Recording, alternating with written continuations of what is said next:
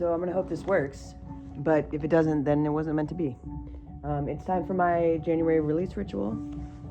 So if you followed my other posts, we're going to get this done.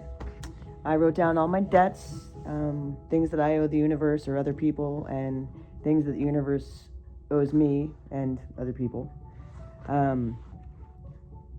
Although some of these are private, so I'm going to leave those be, but I will read out that I owe the universe my authentic self that doesn't enable partners, leaving space for their own relationship with karma and the universe and their lesson and their path and journey. So I need to butt the fuck out. And in return, the universe owes me a love mate who is my equal in all appropriate ways. I've earned this via karma, and since I will do the above listed item 1, love mate is my fee, so to speak, in this lifetime. My ex or someone else, I care less as time goes on without my ex, but she's currently still my preferred. Anyway, whoever it is, it's not important as long as they're my love mate who is my equal in all appropriate ways. They are my love mate who is my equal in all appropriate ways. I think I'm going to run out of candle. Okay. So that I'm keeping in my journal because it's going to help me stay accountable. Now, I picked different colors for each one. We're going to first go through our lessons. In my culture, food is prayer and religion. So I wrote down the 3 lessons that I learned in January.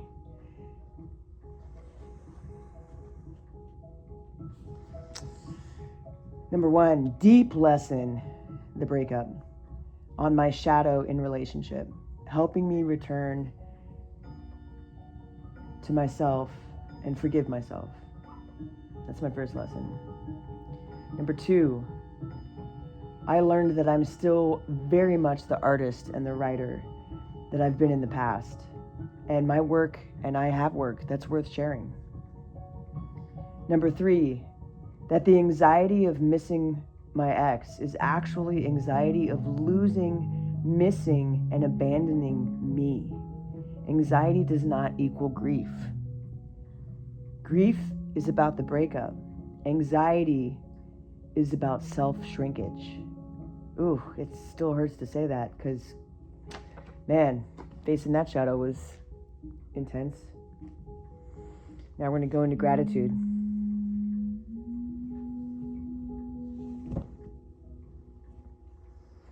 I don't know if you can read that. Gratitude. I am so grateful I connected with my new friend in Georgia, and she's also a client. And I also am very grateful for my friend Kate and other new friends that I'm meeting right now. Number 2, I am so grateful that I don't feel afraid of seeing ugly me in my shadow. I'm so grateful I don't feel afraid of seeing the ugly me in my shadow. Number 3, I am so grateful for my new therapist. She is amazing. Absolutely amazing. Already the best friend I've ever had, and she's my therapist.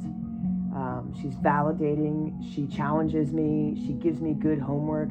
She makes sure I make time for play. I mean, she's just phenomenal. And she meets me at my energy level, which is not very common. So I'm really thrilled about these 3 things. Very grateful. What I'm ready to release. I'm going to go with blue because blue is the sky.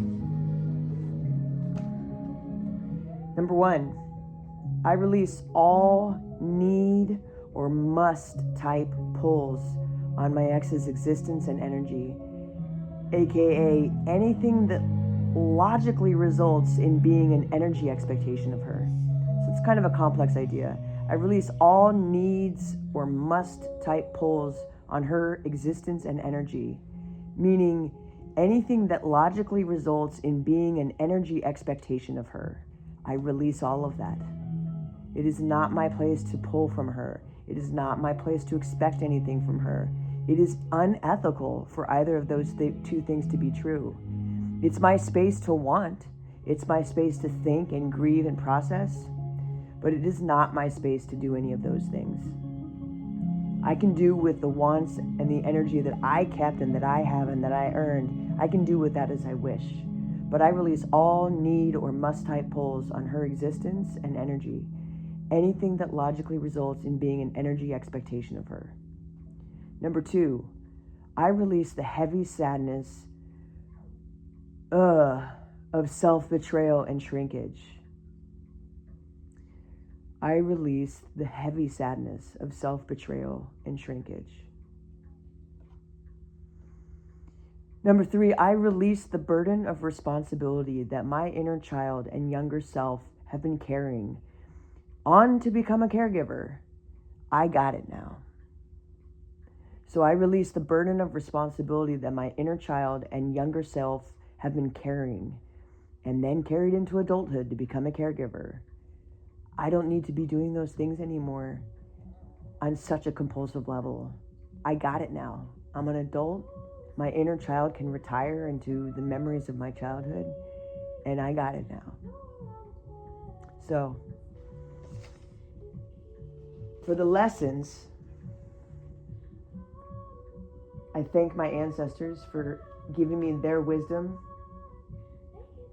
helping me see what I could learn and snatch it right on up as learning opportunities. I don't believe in focusing on the errors or the mistakes of things that have happened for too long. I believe in always looking for the learning opportunity. And I feel strongly that my optimism and my ability to think that way is directly inherited from my ancestors. So thank you. Thank you, ancestors. Grandma, Grandpa, all my Basque ancestors, Mapuche, Celtic, all of them. My gratefulness I send to you, ancestors, as a gift from me with all of my heart, in gratefulness and gratitude of the lessons that you helped me learn and the things that you've sent my way. I hope you'll keep it up because I welcome it all. I feel like I'm in a state of grace with you at the time. I feel very protected by my ancestors. Thank you. Things I release. Stay in January. That is where you belong. January 2026. This now is going to be my year of friendships. It's going to be my year of my business and my art. I release you. I have a special little section set aside for her. It's a necklace I had made her that broke. I don't know where the broken piece is, but I'm going to put it in the ashes so that it can rest peacefully there. And I found a rusty washer, which felt appropriate to also offer. This is solder, so I'll add this last. It's going to melt.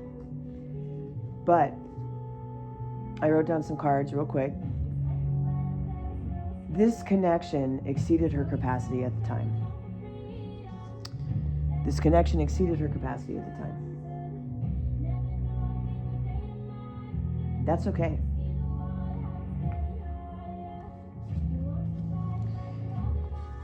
She chose, rightfully so, to end the relationship, to go 6 months without contact. That started here in January. To want to be sentimental on the day that we met for closure after the breakup, which was done by phone, but I kind of pushed for it. We had a session with our counselor to do closing, and I was pretty upset and pissed off, so we didn't quite do that, but she was being a little sentimental, and she has the right to do that. So she chose that. She chose also to show me some coldness. She chose to not want to meet in the middle for the relationship. She admitted that. She chose to not work for the love of her life. She had said that that's what I was. Whether that's true or not is irrelevant. She chose to not work for that. She chose to be in her way of peace. I may or may not agree with her definition of peace for herself and her life, but she chose to be in that and felt that this was the right way to honor her peace. She chose to want someone new. She referenced a few times the possibility of having a new person in her life and that I wouldn't be able to be her friend because I wouldn't be able to handle it. And there's a piece of that that's true, in the sense that it would hurt if I knew she was seeing someone right now, or I was her friend right now and had to face that. But I think that I'll come around, and I do hope that she and I can be friends, and that's why I'm releasing this stuff. Because in all of this, if you've watched my post at all, I'm posting it, first of all, so that some of you who are going through the same thing know that you're not alone. But it's her friendship that I miss the most. So those are the things she chose. I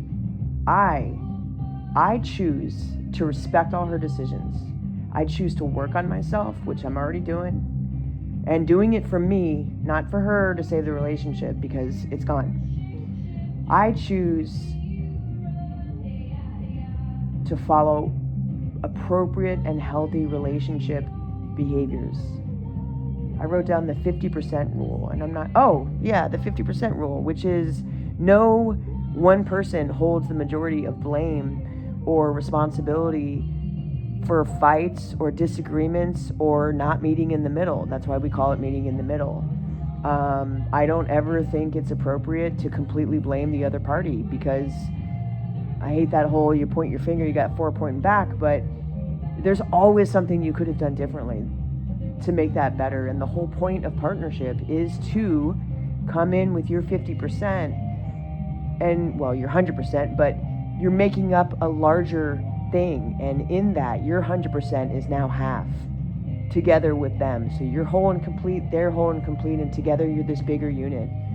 And that means that you're each accountable for the relationship. So I choose to do that. I choose to be in my now.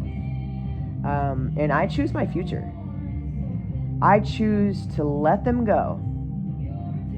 But I choose to allow myself to dwell on memories or sadness or grief as it's needed. I choose to not try to do any pulls on their energy, as I just released.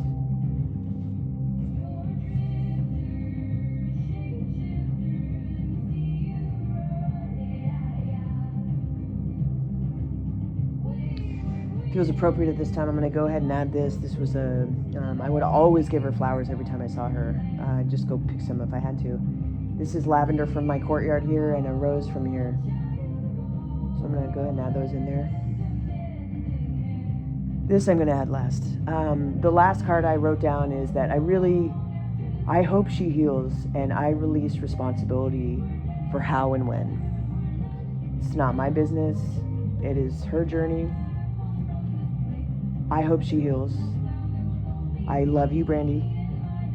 I'll miss you.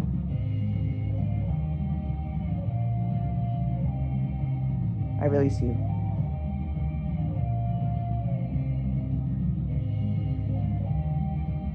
It's okay that you didn't have the capacity at the time. I know you love me. It's okay that you didn't have the capacity. This is not paper. It's some kind of something. Anyway, we'll make sure it burns. I'll make sure it burns. You know, sometimes when you're grieving, if I can get this on fire, I'm going to grab a torch. Sometimes when you're grieving, you just got to make sure you rip the Band-Aid off, which is why I would grab the torch. But, oh look, the ink is on top of the ash. That's cool. Well, so I don't have enough fire here to melt this, but what I can do is take my candle and go ahead and melt this right here.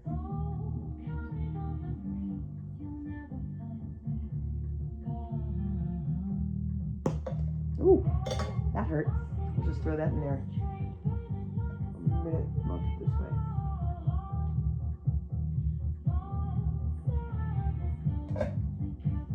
Anyway, there you go. I hope I have a much better February. I think I will. And if you don't do magic in your life, I highly suggest it and recommend it. It's good for the soul. It's good for your ancestors. It's good for you. I have a tool so I don't burn myself. I should probably use it. There we go. And that's that.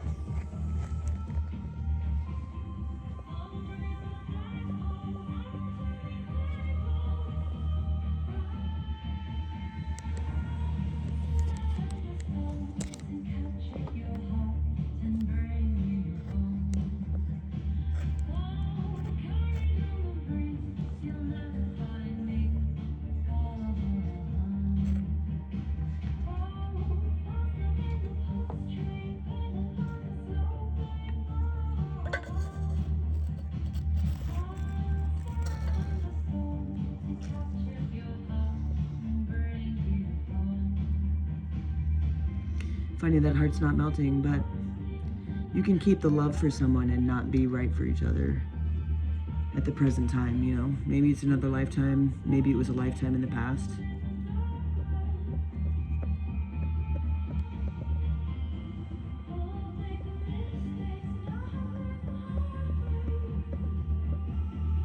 There we go. I love you and I release you.